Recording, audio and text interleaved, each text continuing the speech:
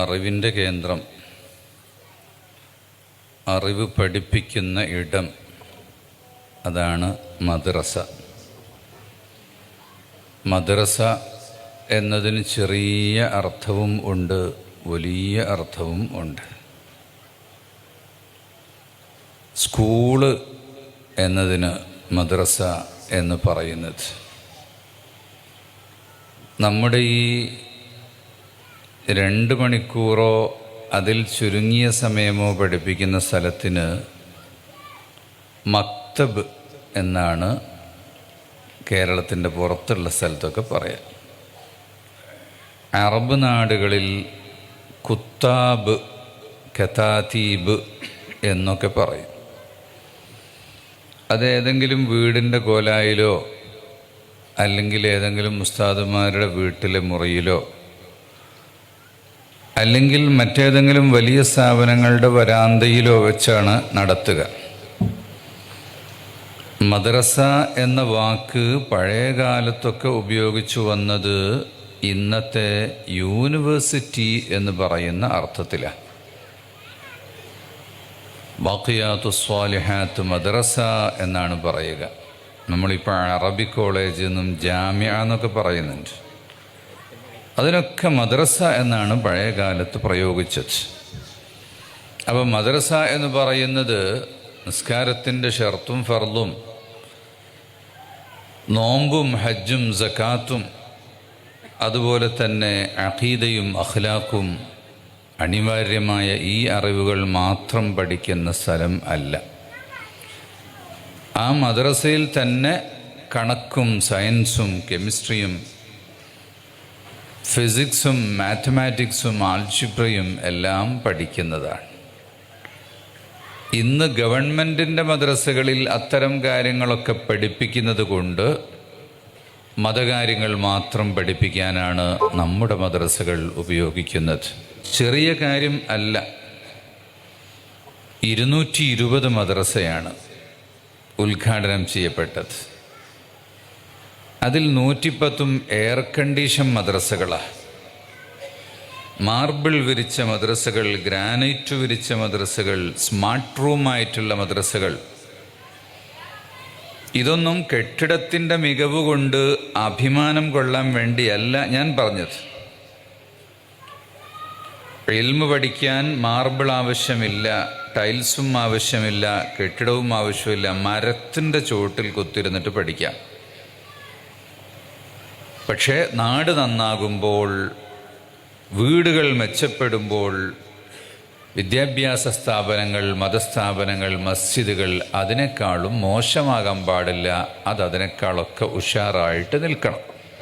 അതാണ് ഇമാം നവവി റളിയല്ലാഹു അൻഹു മസാഇൽ മൻസൂറ എന്ന് പറയുന്ന അവിടുത്തെ വിഖ്യാതമായ ഫതാവ ഗ്രന്ഥത്തിൽ പറഞ്ഞിട്ടുള്ളത്.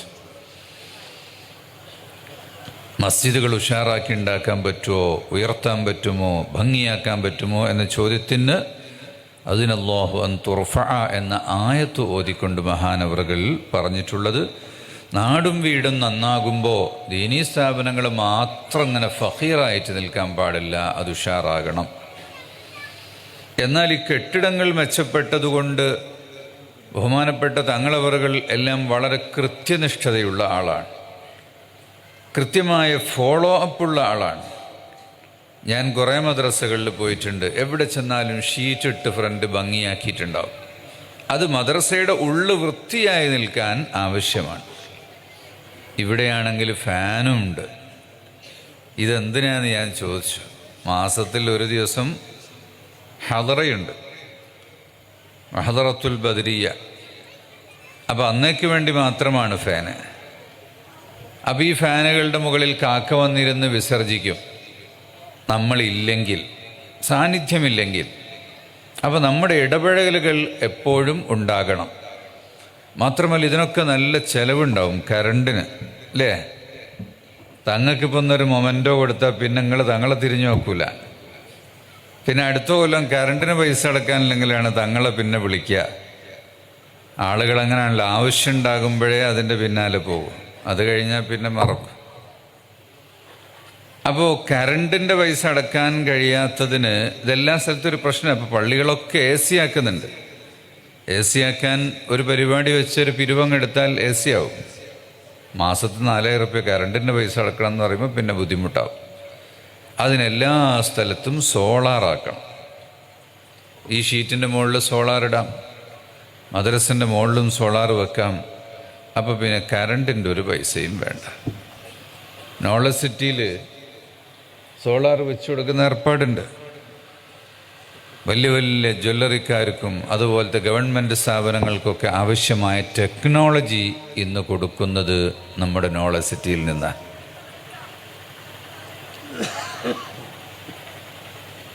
LED ബൾബ് ഉണ്ടാക്കുന്നുണ്ട്, ഫാൻ ഉണ്ടാക്കുന്നുണ്ട്, മിക്സി ഉണ്ടാക്കുന്നുണ്ട്, അങ്ങനെ കുറച്ച് കഴിഞ്ഞാൽ AC ഉണ്ടാക്കും. അതുപോലെ റോബോട്ടും ഒക്കെ ഉണ്ടാക്കുന്നുണ്ട്. ഇതൊക്കെ ഉണ്ടാക്കുക മാത്രമല്ല, എങ്ങനെയാണ് ഉണ്ടാക്കുന്നത് എന്ന് പഠിപ്പിച്ചു കൊടുക്കുകയും ചെയ്യുന്നുണ്ട്. അപ്പോൾ രാവിലെ മദ്രസ വിട്ടാൽ ഈ വലിയ ഒരു കെട്ടിടം,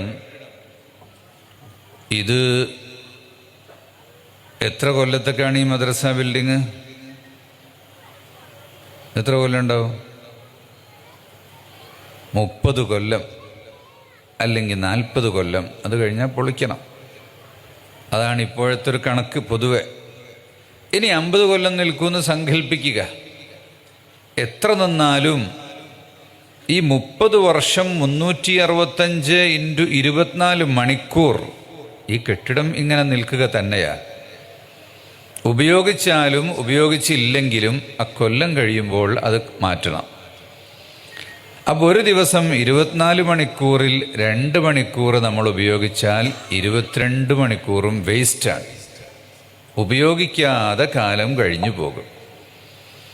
അതുകൊണ്ട് ഇവിടെ നമുക്ക് പെൺകുട്ടികൾക്കുള്ള ഹാദിയ കോഴ്സ് നടത്താം. അങ്ങനെ ആകുമ്പോൾ ഒരു 4-5 മണിക്കൂർ ദിവസം എക്സ്ട്രാ ഉപയോഗപ്പെടും. അതുപോലെ സഹറത്തുൽ ഖുർആനോ തിബിയാനോ പോലുള്ള കോഴ്സുകൾ നമ്മുടെ നാടിൻ്റെ ആ ഒരു സാഹചര്യം അനുസരിച്ചുകൊണ്ട് അത് നടത്താം. പിന്നെ താമസിച്ചു പഠിപ്പിക്കുകയാണെങ്കിൽ നമുക്ക് നല്ല ഒരു ദർസി സിസ്റ്റം, ഏത് നമ്മുടെ ജാമിയത്തുൽ ഹിന്ദിൻ്റെ കീഴിലുള്ള ഒരു ചെറിയ ദർസി സിസ്റ്റം ഇവിടെ കൊണ്ടുവരാം.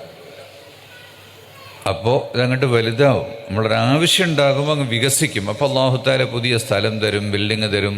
അങ്ങനെയാണല്ലോ ഓരോ കാര്യങ്ങളും തുടങ്ങിയിട്ട് അങ്ങനെ വലുതാകുന്നത്. ഈ നാട്ടുകാർ വലിയ മനസ്സുള്ളവരാണ് എന്ന് മനസ്സിലായി. പാവപ്പെട്ട ആളുകൾ കൂടുതലുള്ളൊരു നാടാണ്. ചുറ്റുഭാഗത്തും പല ബിദ്അത്തിന്റെ ശല്യവും ഉണ്ട് എന്നും ചിലർ സൂചിപ്പിക്കുകയുണ്ടായി. ബിദ്അത്തിന്റെ ശല്യം എന്ന് പറയുന്നത് അവരൊന്നും മോശക്കാരാണ് എന്ന് നമ്മൾ വിചാരിക്കരുത്. ചില ആളുകൾ കടുപ്പുള്ളവരുണ്ടാവും, അവരതിൽ ഉറച്ചു നിൽക്കുന്നവരുമായിരിക്കും. എത്ര സത്യം മനസ്സിലായാലും അവർ മാറൂല. എന്നാൽ അവരെ കൂടെ നിൽക്കുന്ന പാവപ്പെട്ട ഒരുപാട് ആളുകൾ, പാവപ്പെട്ടെന്ന് ഞാൻ ഉദ്ദേശിച്ച സാമ്പത്തികമല്ല, ഈമാനികമായി പാവപ്പെട്ട ആളുകളിൽ അധിക പേരും അതിങ്ങനെ നിരന്തരം കേട്ടുകൊണ്ടും അവരുടെ മദ്രസ സ്കൂളിൻ്റെ കുഷാറൊക്കെ കണ്ടിട്ട് കുറേ അതിൻ്റെ കൂടെ പെട്ടവരായിരിക്കാം. അവർക്കൊക്കെ നമ്മളൊരു സ്വീകരണം കൊടുത്ത് നല്ല മാർബിൾ വിരിച്ച മദ്രസയൊക്കെ കാണിച്ചു കൊടുത്താൽ ഈ പരിസരത്ത് അങ്ങനത്തെ ആരെങ്കിലും ഉണ്ടെങ്കിൽ അവരുടെ കുട്ടികളൊക്കെ ഇവിടെ ചേർക്കും. അങ്ങനെ ഈ നാട്ടിൽ നന്മ വളർന്നു വരികയും ഈ പാവപ്പെട്ട ഈമാനികമായി പാവപ്പെട്ട ആളുകളൊക്കെ നന്നായി തീരുകയും ചെയ്യും. അവരെയും കൂടെ നന്നാക്കൽ നമ്മുടെ ഉത്തരവാദിത്വമല്ലേ? പഴയ കാലത്തൊക്കെ ആണെങ്കിൽ ആളുകൾ അവർ വിദ്യാഭ്യാസമുള്ളവരാണ്, അവരൊക്കെ പണക്കാരാണ് എന്നുള്ള പല അവസ്ഥയും ഉണ്ടായിരുന്നു. സുന്നികൾ വളരെ പാവങ്ങളാണ്, അവർക്ക് വിദ്യാഭ്യാസമില്ലാത്തവരാണ് എന്നൊക്കെയുള്ള തോന്നലുണ്ടായിരുന്നു. യഥാർത്ഥത്തിൽ അന്നും ഒരു തോന്നൽ മാത്രമാണത്. അന്നും അറിവുള്ളവർ ഉണ്ടായിരുന്നത് സുന്നികളായ ഉലമാക്കളായിരുന്നു. അവരെടുത്ത് പഠിച്ച മുതഅല്ലിമുകളും ആയിരുന്നു. പക്ഷേ ആ സ്ഥിതിവിശേഷങ്ങളൊക്കെ കാണുമ്പോൾ ഇത് വളരെ ഉഷാറാണ് എന്ന് തോന്നിപ്പോകുന്നൊരു കാലം ഉണ്ടായിരുന്നു. അതെല്ലാം മാറി. പിഴച്ച ചിന്താഗതിക്കാരും ബിദ്അത്തിന്റെ ചിന്താഗതിക്കാരൊക്കെ പല പല ആശയവുമായി മുറിഞ്ഞ് ഛിന്ന ഭിന്നമായി നിൽക്കുന്ന ഒരു കാലമാണിത്.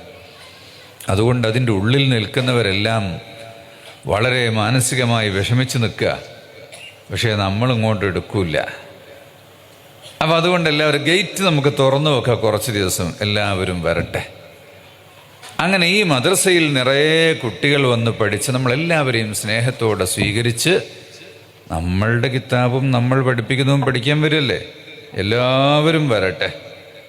ഫീസ് വാങ്ങിയിട്ടാണ് പഠിപ്പിക്കൽ അല്ലേ? ശമ്പളം കൊടുക്കണ്ടേ? ഫീസ് വാങ്ങേണ്ട ആവശ്യമില്ല. മദ്രസയിലിട ദുനിയാവിലിട ഫീസ് വാങ്ങലുണ്ടോ?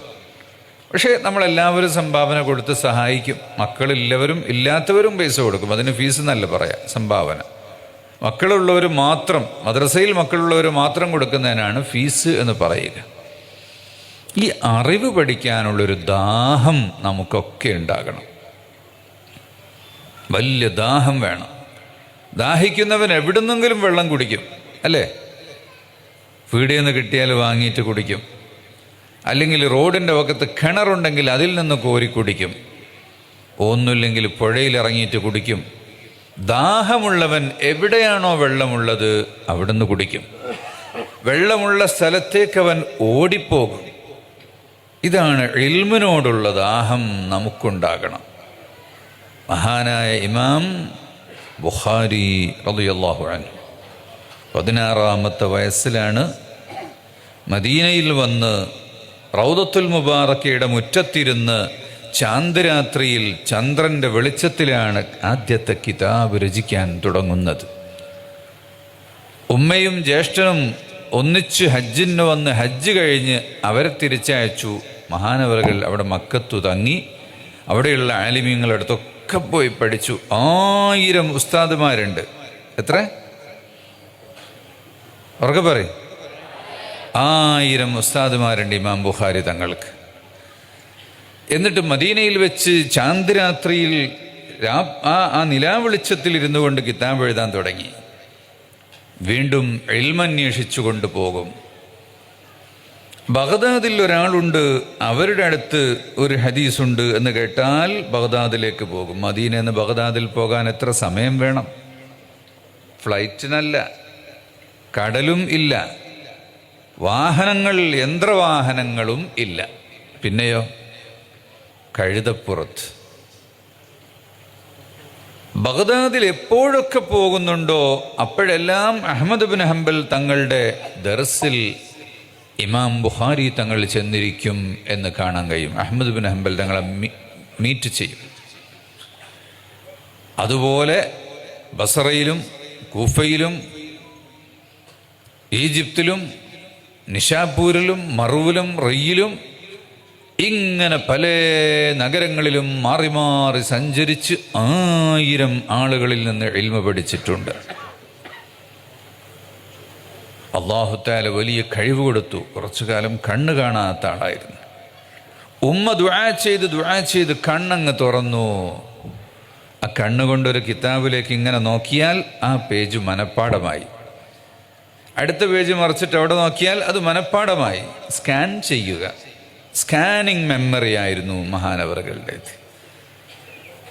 അങ്ങനത്തെ ഇമാം ബുഖാരി റളിയല്ലാഹു അൻഹു എഴുതിയുണ്ടാക്കിയ കിതാബുകൾ അവരുടെ ശിഷ്യന്മാർ പകർത്തി എഴുതി.